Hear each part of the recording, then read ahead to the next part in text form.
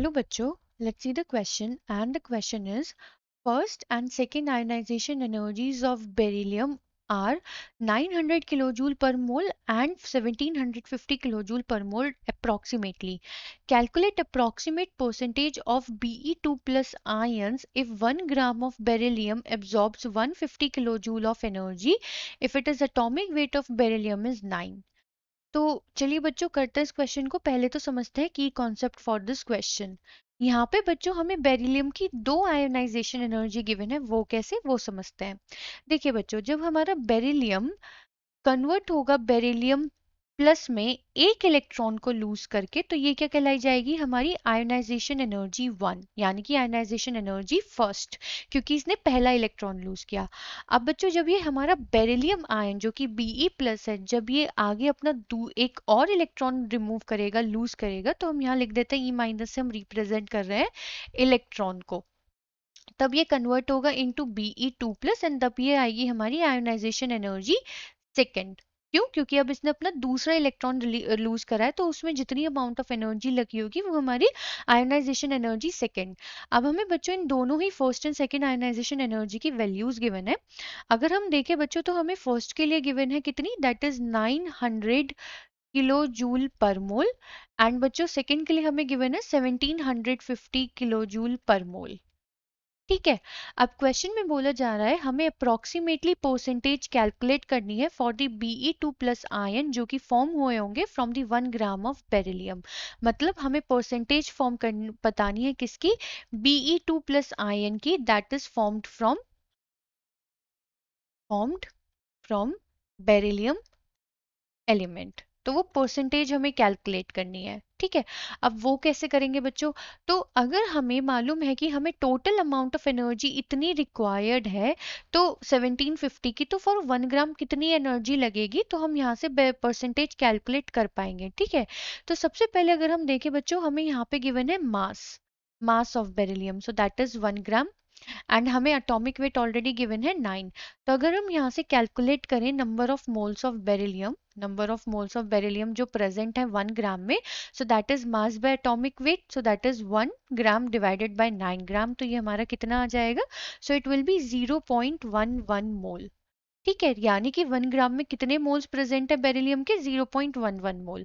अब अगर हम यहाँ पे देखें बच्चों, that 1 Be convert into 1 beryllium ion by losing 1 mole of electron, है ना।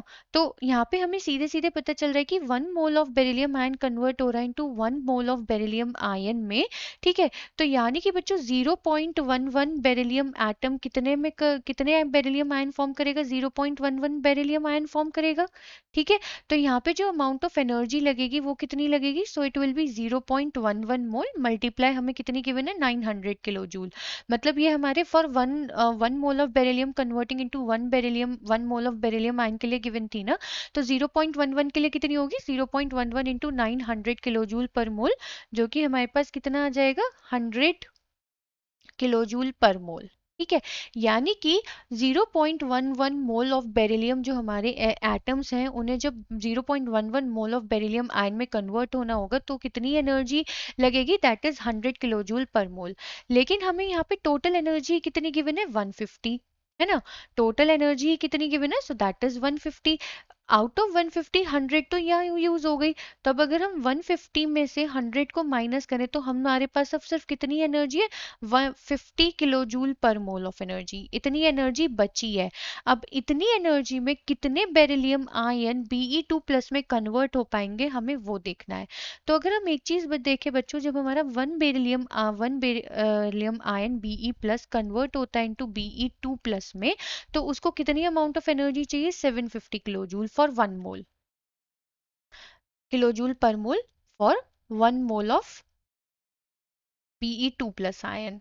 ठीक है। तो अगर बच्चों 750 किलो जूल पर मोल है for 1 mole of Be2 plus ion, sorry for Be plus ion, यहाँ पे Be प्लस आयन, तो यहाँ पे हमारे पास सिर्फ है 50 किलो जूल। तो 50 किलो जूल पर मोल ऑफ एनर्जी कितने मोल्स ऑफ बेरिलियम आयन को Be2 प्लस में कन्वर्ट कर पाएगी? सो दैट विल बी, हम यहाँ पे यूनिटरी मेथड लगा लेंगे। 751 मोल को कर रही है तो 1 किलो जूल पर मोल कितने को कर पाएगा? So it can convert 1/750 of beryllium ion. तो 50 किलो जूल कितने को कर पाएगी? सो 50 किलो जूल पर मोल, सॉरी, तो ये कर पाएगी 1/1750 इंटू 50 ऑफ बेरिलियम आयन। तो यहाँ से बच्चों कितने आ जाएंगे हमारे एटम्स, मतलब कितने एटम्स कन्वर्ट हो पाएंगे? सो इट विल बी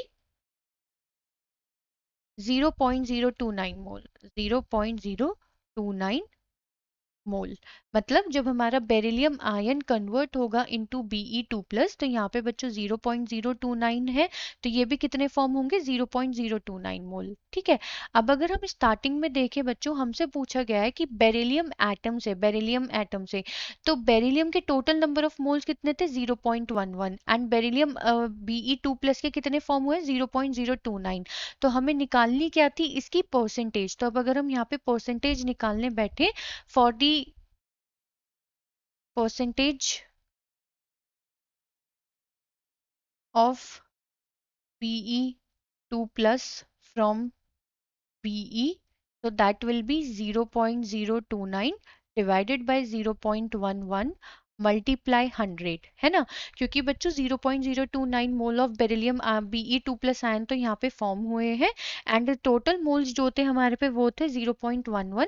तो यहाँ पे परसेंटेज कितनी आ जाएगी? So it will be 26.4%। तो एक बार फिर से इस क्वेश्चन को देख लेंगे बच्चों कि हमारे को दो आयनाइजेशन एनर्जी गिवन थी। हमें सिर्फ ये बताना था कि 1 ग्राम ऑफ बेरिलियम एटम, मतलब जो हमारे पास 1 ग्राम ऑफ बेरिलियम है उसमें से, मतलब जब वो Be2 प्लस में कन्वर्ट होगा कितने परसेंटेज कन्वर्ट होगा इनटू Be2 प्लस। ठीक है। तो हमने बच्चों क्या करा, हमने number of moles find out करे। नंबर ऑफ मोल्स को फाइंड आउट करने के बाद हमने देखा कि आउट ऑफ 0.11 बेरिलियम एटम्स, जो हमारे 0.029 मोल्स हैं, वो बने हैं Be2 प्लस के, एंड फिर हमने वहां पे परसेंटेज कैलकुलेट कर दी। आई होप बच्चों आपको क्वेश्चन समझ में आ गया होगा। Thank you.